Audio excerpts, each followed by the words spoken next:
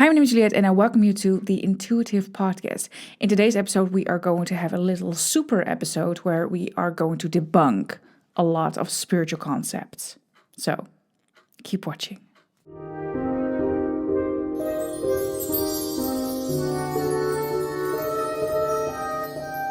So the reason I haven't uploaded in 2 weeks is because I needed a little break. I needed a creative break. I needed a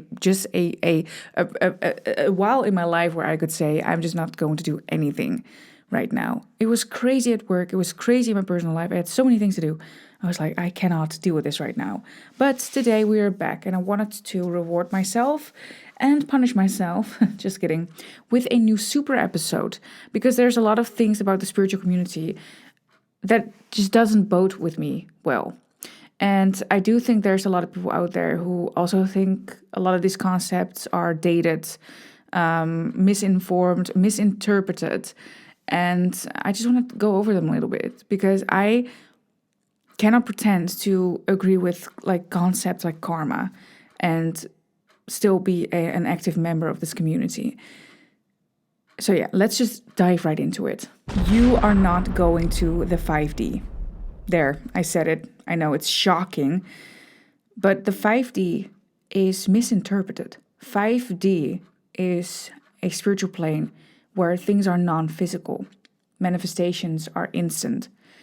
And I'm not sure if the 4D is also a place where manifestations are instant, but I do know that it's a rather synchronous place, a rather serendipitous place where you are actually still in physicality.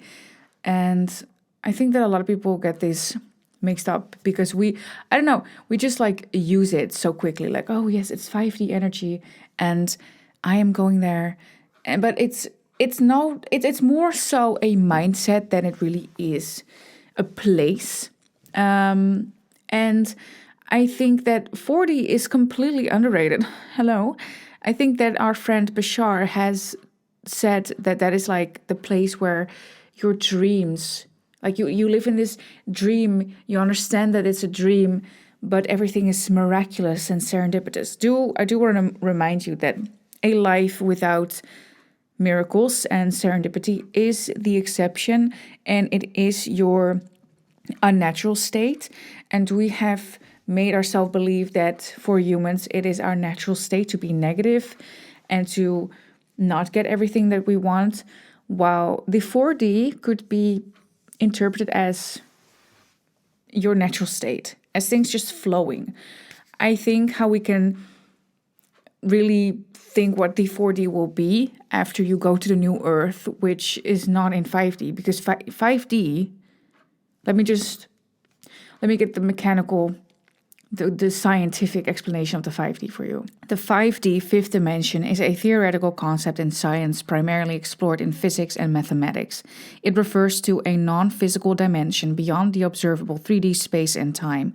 While it is used in models like string theory or Kaluza-Klein theory to describe forces or unify physical laws, it remains purely mathematical and non-physical, as it cannot be directly observed or experienced in the physical world. And I do understand this need to go to the 5D.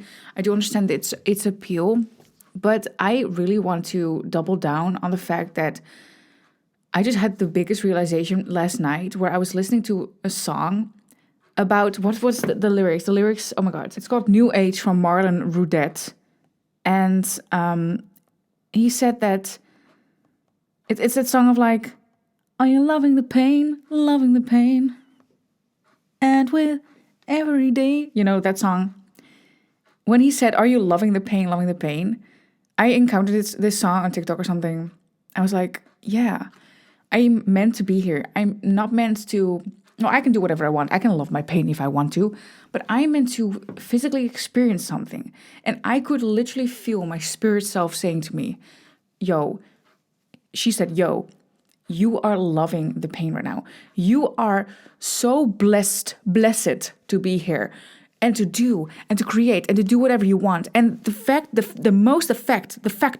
the most the thing we most encounter, why we want to go to the 5D so badly, why we want our problems to go away, is because we are in pain. And yes, most of us are not loving the pain. I understand. Like, loving pain is kind of weird. It's kind of either sadistic or masochistic. I don't really know the difference between the two concepts, but it's kind of weird to love the pain, I know. But I do not get this obsession with spirit. I have always had an obsession with the earthly world and the earthly realm where I could do things and move and experience. But I do get the obsession when your life is so unlivable and you're constantly surviving and you want to escape to this beautiful 5D new earth, new wave, frequency realm. But it's not actually what you will be escaping to. You're going to the 4D. You're going to, it's 3D right now. You want to skip a D? Well, don't. Don't. Because you got to go to the next one. 5D, I think, is where your spirit is, right? Is it? Is it? Let's ask our scientists on the floor, on the ground. You know what I mean. Could you argue, and I just need a very short, simple explanation for this, that if we are here, so I am here, my name is Juliet, I am here having a physical experience in the 3D. Then after a while, when I go to New Earth, I go to 4D. Wow, nice, I love it, but I'm still in physicality. If 1/3 of me is here, relies here, or remains here, would 2/3 of me be in 5D, so non-physicality? Would that be correct, or is there another explanation for this? Asking for a friend. Yes, that explanation could work as a metaphor. You could say that if part of you remains in physical reality, 3D or 4D, the other higher aspects of your being, like consciousness, energy, or soul, could exist in 5D, which is non-physical. This idea reflects the concept of multidimensional existence, where different parts of you operate across various levels of reality simultaneously. It's a symbolic way of understanding your connection to both the physical and non-physical realms. And if we're talking just solely scientific, what is happening?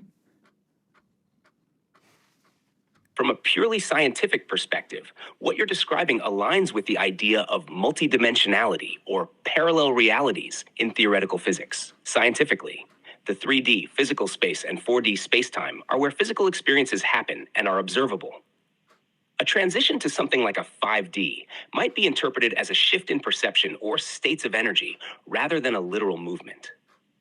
In physics, higher dimensions are typically mathematical constructs used to explain forces or phenomena beyond our direct experience. If part of you were in 5D, it might symbolize a theoretical connection to non-local, non-physical fields, like quantum states or energy, that influence your experience without being tied to the physical body.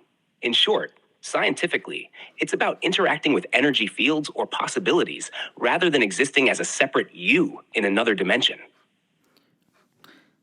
So it ultimately is about us reconnecting to our true selves, who probably in this theory remains in 5D. But by doing so, we are going through the experiences of going through different dimensions. So we are now in 3D, we'll go to 4D, where we have dreamlike experiences, synchronicities, serendipities, and we'll eventually meet ourselves back again in 5D. But it's not now after 3D, it might be after 4D. But is that death or is that something else? Just asking for some friends here. That's a beautiful way to put it. If we follow this theory, it's less about death and more about integration, reconnecting with your true higher self that has always existed in 5D, non-physicality. The journey through dimensions, 3D, 4D, etc., represents your experiences, growth, and expanding awareness. In 3D, you're fully immersed in the physical and duality. In 4D, you begin to notice synchronicities, dreamlike states, and the power of your thoughts in shaping reality, a bridge to higher consciousness. When you arrive in 5D, it's not necessarily death, but rather a state of being where you fully embody your higher self. It could happen during physical life, through spiritual awakening, or some interpret it as part of what happens after physical life ends. Ultimately, it's about rediscovering that you're already connected to all these dimensions. You're just remembering who you truly are. Thank you for the beautiful explanation, but I want to double down on this. What is scientifically happening? Are we going to the 5D from the 3D, or are we going to the 4D as with the new Earth energy? Scientifically, there isn't evidence or consensus about moving from 3D to 4D or 5D in the sense of consciousness or energy shifts. However, we can explore this idea through known principles. 1. Physics view. In theoretical physics, dimensions like 4D and 5D are frameworks used to describe the universe mathematically. For example, the 4D includes time as a dimension of space-time. 5D and beyond are hypothetical dimensions used to unify forces or explain phenomena like gravity. There's no current evidence of humans moving between these dimensions in a conscious sense. However, our perception of reality could feel different due to psychological or energetic changes. 2. Energetic consciousness view. Scientifically, this can align with the study of neuroplasticity and quantum physics.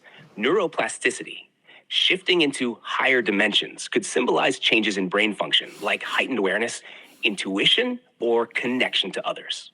Quantum field theories, consciousness interacting with the quantum field, might create experiences that feel like a 4D reality, e.g., synchronicities or expanded awareness. 3. New Earth energy. From a scientific lens, shifts in human consciousness are better explained through collective psychology and energetics. Many people are experiencing a greater focus on interconnectedness, mindfulness, and energetic alignment. These changes don't involve literal movement between dimensions, but rather shifts in how we perceive and engage with reality. In short, scientifically, we aren't moving to a physical 5D or 4D, but rather experiencing shifts in perception, energy, and awareness that feel like stepping into new dimensions. The New Earth. Okay, I didn't expect that breakdown from him, but it makes a lot of sense though. Even though a lot of people say that we're moving to a 5D, where I'm saying, oh, scientifically, we're moving to the 4D. What is actually happening is that our minds, our human consciousnesses are experiencing a shift that shifts the entire planet. Or you shift to another planet, to a probably something in another dimension, or feels like it's in another dimension. And that's what it's about, isn't it? It's about you making that conscious shift each and every single moment of your life. And that's the thing that you should double down after. I'm not so interested. I think that's because I wanted to make this episode. It's because I'm not so interested in what is actually happening, proposed to, is that the right wording? I don't know. As opposed to what you think and what you want to happen. And it's a freedom that I never want to take away from anyone, or to let people dictate to me what they know is happening, while it's just a thing that's happening for them. And it's why I don't personally love the ideas of karma and cycles and, even astrological events. It's because you can always change no matter what is happening outside of you, and anything that dictates that, that is saying, oh, but my life path number says this, or my astrological sign says this, or my birth wound says this. Like, it just contradicts everything that I stand for. And that's the real heart of this episode. And it's the thing that I'm mostly passionate about. It's even in the most beautiful movement that there ever was, there are so many not so beautiful things that are still putting limits and limitations upon people. And I really do not stand for that. I do not like that. And while we may not be literally going to the 5D, I've heard Bashar say that we're moving to the 4D, but it really doesn't matter what kind of D you want to go to. So if you're straight or gay, there are Ds everywhere, right? Just keep that in mind, that if you're scared to, oh my God, they're going to the 5D and I'm still like kind of lagging behind or feeling like I'm missing something, you're not. You are denying your own truth about, oh, I'm missing something because these people seem to be having these experiences, but they feel shallow to me. Yeah, that's because they are to you. To them, they're amazing, they're great, go into the 5D, love you for it, have fun, hope I don't meet you there. But to you, it could be a much more beautiful personal experience for you, and you'll know, whenever you feel like, oh, wait, but this doesn't feel like me, even though they're saying all the right things, it's your intuition screaming, hey, you're denying something from yourself here, you're denying your own truth. And that's what 4D, 5D is all about, right? It's stepping into your own truth, into your own power, into where you really are, where you reside, where life gets so synchronous because this is the next point. It's a great fucking segue. Because you're not denying your own flow of life anymore. So the next thing I want to talk about is how energy does not get stuck in your body. Because of the flow. I just made the segue because of the flow of life. You are accepting the flow. I've seen a lot of TikToks, especially like a commercial one. I think it was in Dutch, so I'm not going to show it here, about how emotions get stuck in your body and energy gets stuck in your body and how to notice that or combat it. So I'm not going to talk and then come to the answer. I'm going to give you the answer and you can decide whether you want to watch my point, me explaining it further.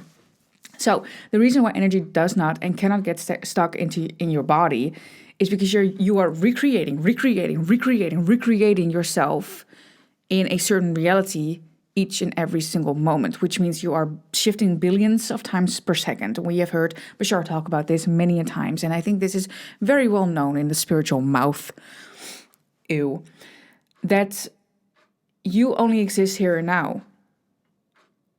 So for something to get stuck or for something to appear to be stuck, you need to recreate that at every single moment.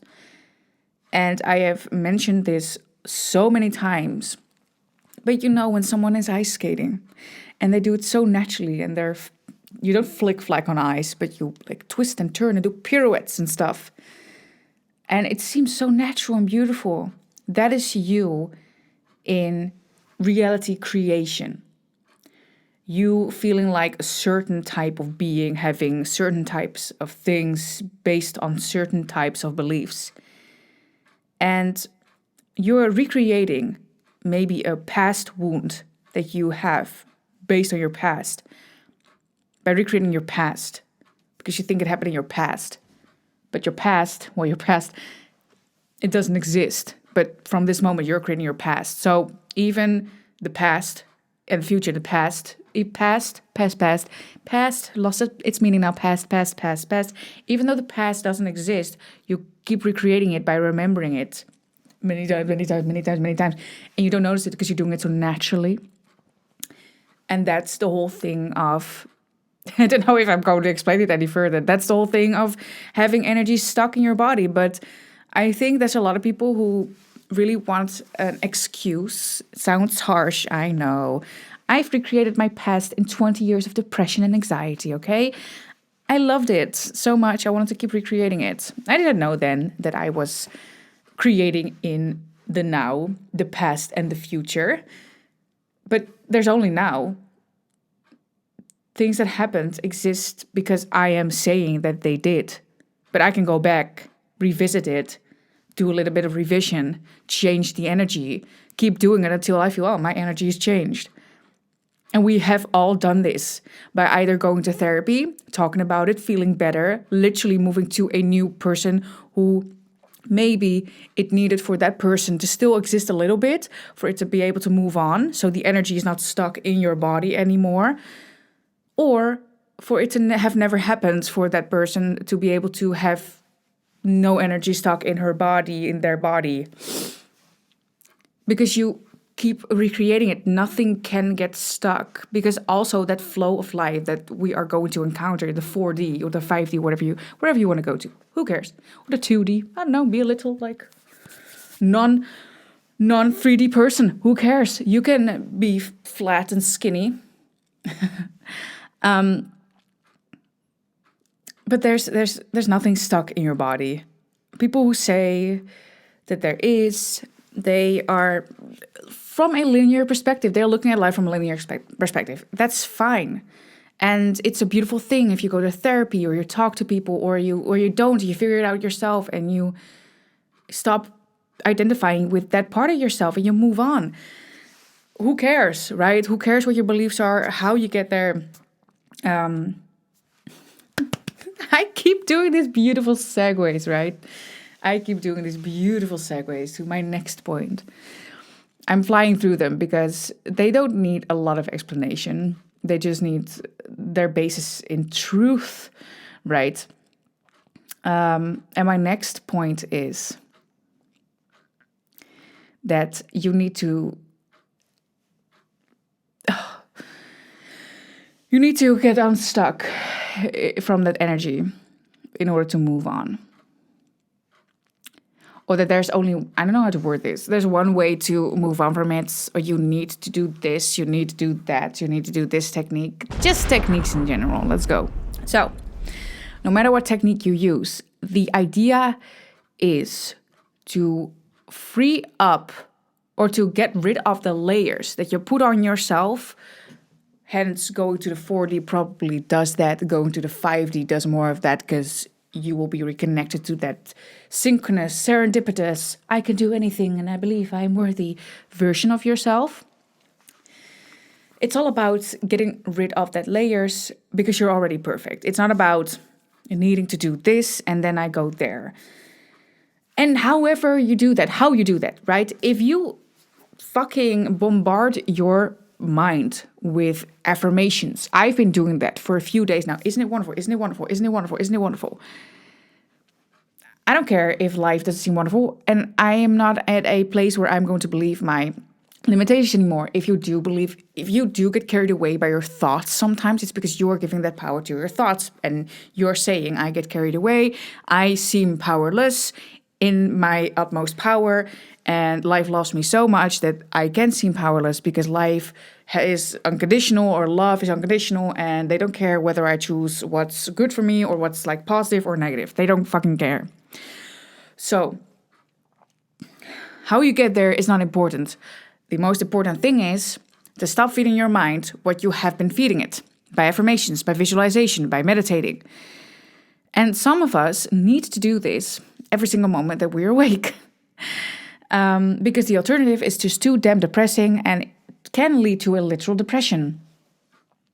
So yeah, I've been doing that. What happens? It's not about what you eat, it's about what you don't eat, right? So I've been eating a mental diet full of junk food. And you know what? I'm not going to eat vegetables every single day, but I'm going to stop eating that junk food. You know what happens? I think your progress and your betterment will be about 85% at this point.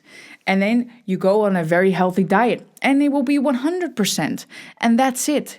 It's about stop thinking and feeling that way like you have been for a long time.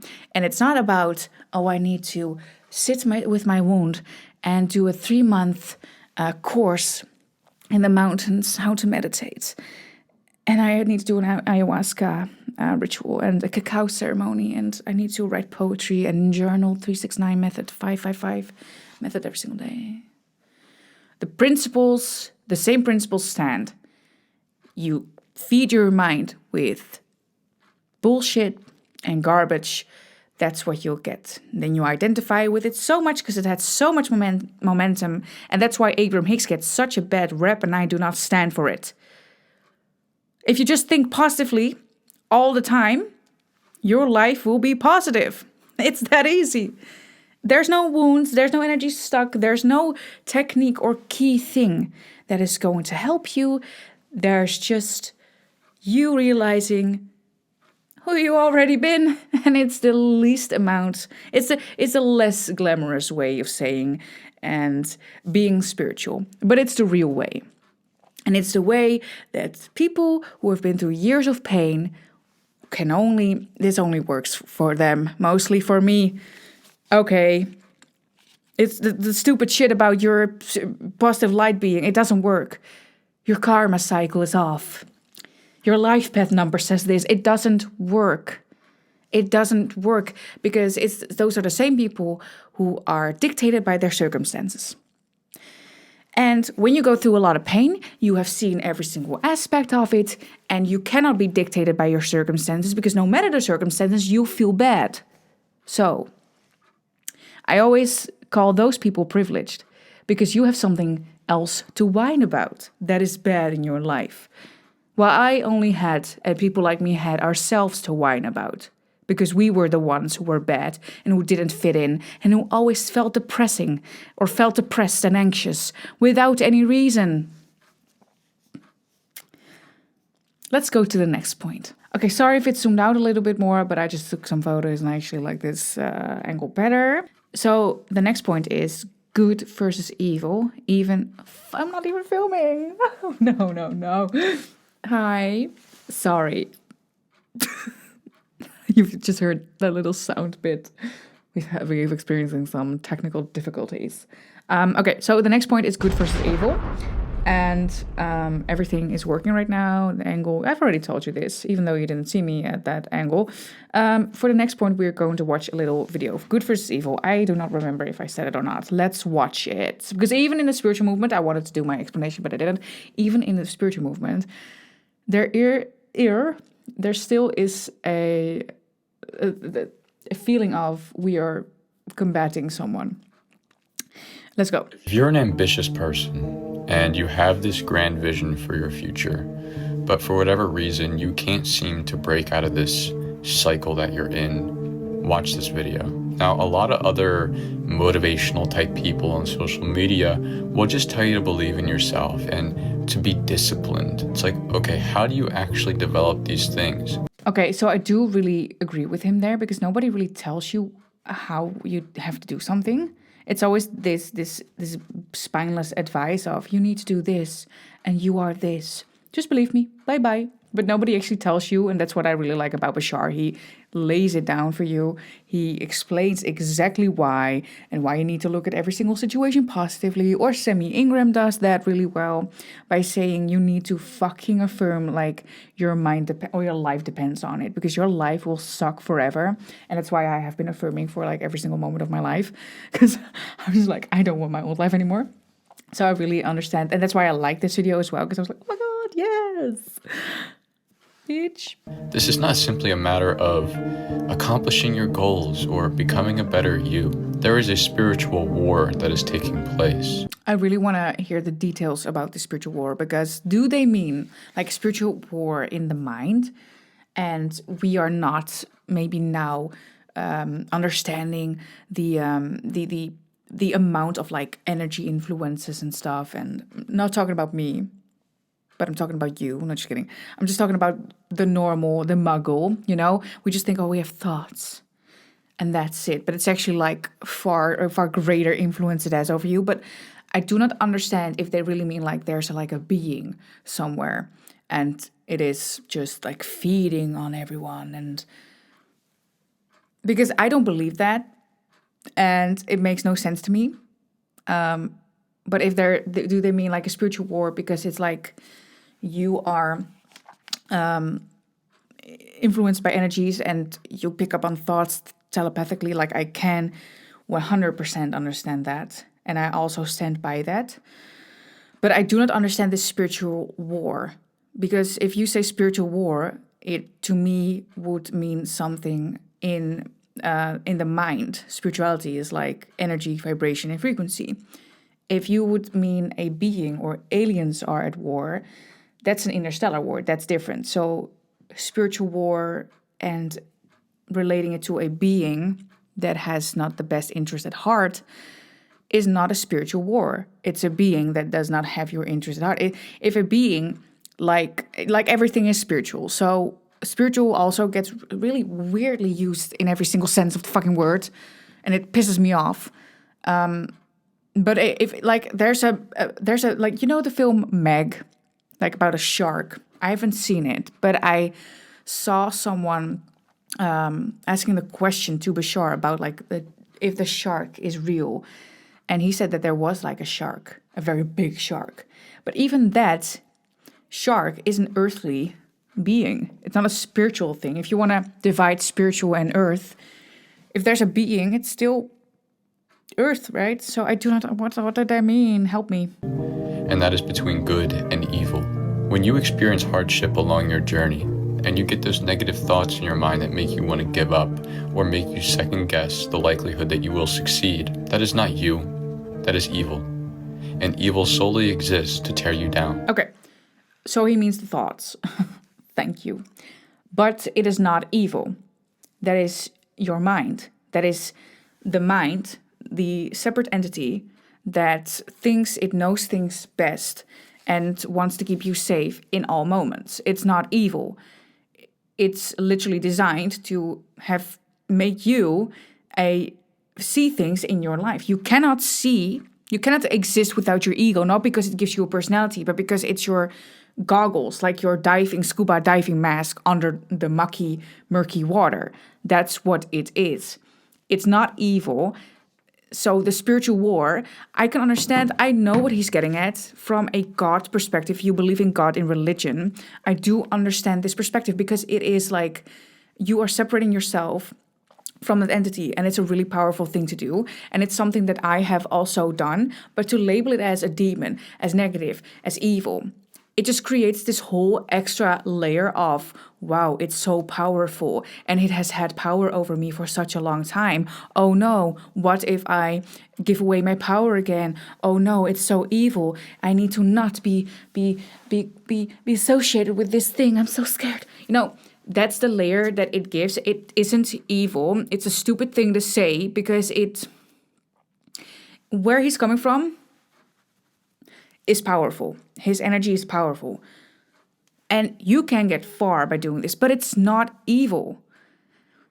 There's no good, there's no evil. There just is a lot of things. And if you are a normal person, you know in your right mind not to hurt anyone, but especially not to hurt yourself. Because that's what this whole video is about, right? Stop hurting yourself. But it's not evil. It's not evil. It's literally designed to keep you safe. And when you are maybe scared of speaking publicly, in your mind, you are dying when you speak publicly. Because when people disapprove of you, that means you will be left alone, especially when you're a kid.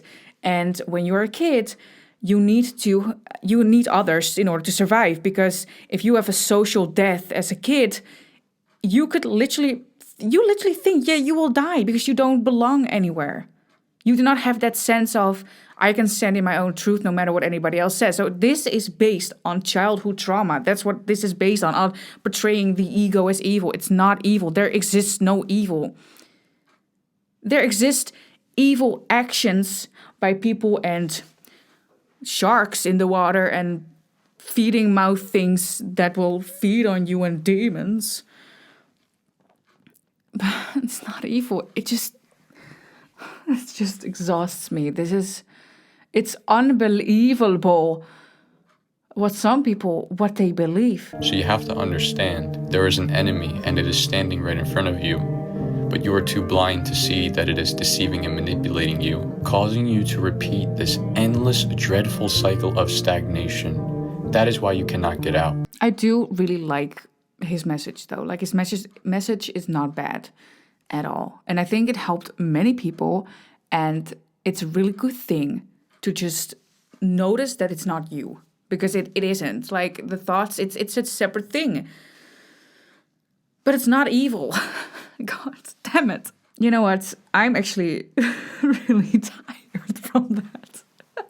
I think I'm going to save the rest for later, to make a super episode debunking spiritual manifestation lore, whatever, part 2. Because I just covered 4 topics and I'm like, oh my God. Okay, but I love doing this though. So I hope you love this too. I hope you like me saying what I think is right within the spiritual community. But for every single thing that I say and something doesn't resonate, really do not then doubt yourself. If it's not your truth, it's not your truth. And I don't want you to diminish that for me, for anyone else's sake, especially not for anyone else's sake. For me, you can. No, but not for me. Not for my sake either. Not for anyone else's sake. Not your parents. Not your schooling. Not your colleagues. Whatever. Wherever you find yourself not speaking up for yourself because you're afraid of not fitting in anymore and being left alone. It's a childhood trauma. It's not something that happens. And I also think that in high school, at least I peaked with my depression and anxiety. I didn't peak, but my depression and anxiety did. It's because those social rules and those social norms, they get heightened, right? They get like, from childhood, you were in physical danger, literal danger. And in high school, it becomes, you're in emotional danger almost. And you become isolated and lonely and alone. And it's a really interesting thing how that develops, that to when you're an adult, you're like, but wait, I am not in danger anymore. And I think it's why most people, or a lot later in life, and they experience something called midlife crisis, and it's like, oh my God, I don't know myself. It's not a midlife crisis. You just haven't listened to yourself, and what you want and your needs and what you actually want to do in this life and who you want to be. I think it's because it's why most of us just find ourselves when we're older. It makes perfect sense when you're put in a system that contradicts who you naturally are in every single aspect. And the more sensitive you are, sometimes the worse kind of experience you will have. That's a lovely positive note to end on. But again, I hope you like this. I really like talking about this, and like, this is my truth. But again, if it's not yours, that's okay too. Let me know in the comments what you think. I want to thank everybody for subscribing. It's such a great thing to have people actually listening to what I have to say. And I just want to thank you so much for getting this far. I'll see you in the next episode. I think next week. Just let me take it slowly. Okay. Thank you so much for watching. Bye-bye.